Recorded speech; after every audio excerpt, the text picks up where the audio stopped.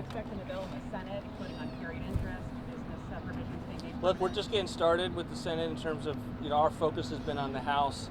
Enormous historic victory this morning. A lot of hard work into it. I think, they're going to go home for their recess.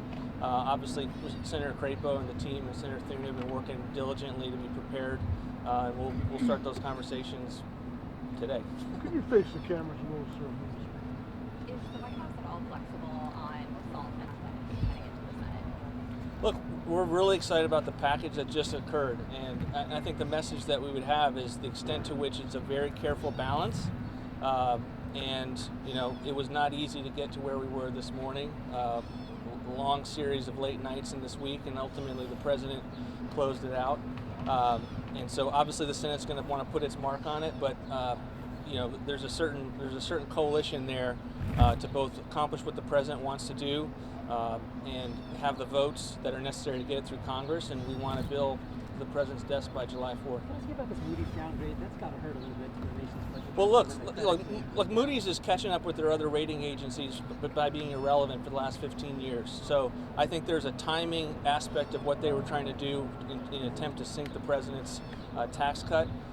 The long and short of what the credit ratings assessment has been was that this town could not produce what we just saw today.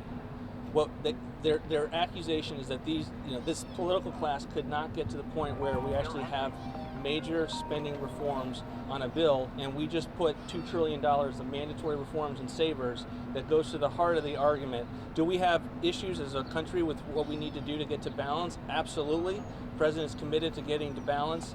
That's something that's only going to continue, but the notion that this was in any way harmful to debt and deficits is fundamentally untrue, and I think that's what was inaccurate about the timing of the report. This is inaccurate. Will the debt be lower next year? Speaking of the president's voters, they're all concerned about four things. First of all, that there's been no accountability for the 2020 election, no accountability for January 6th, no information on the assassination attempts, and finally, the tapes from January 6th have still not even released to the House, and they're worried about the 1,600 that have died. Is there any progress happening? Look, this has been the most historic start to an administration, the most transparent. There is so much happening on so many different levels. I'll let the other people speak to it outside of the fiscal lane that I'm in. But in terms of what we've been able to accomplish, and that's part of the story that I'm trying to share with the country right now. As enormous of an agenda-setting bill as this was, it's one piece of the fiscal puzzle. It is a vehicle. It's not even a budget resolution. It is a procedural vehicle to get through the Senate without a filibuster.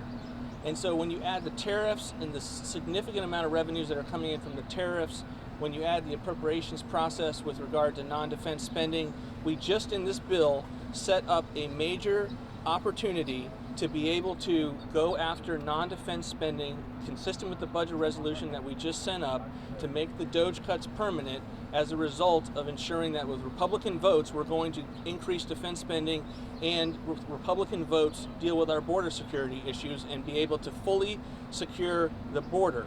So that's something that would ordinarily lead the appropriations process to completely shut down with Republicans all over the place.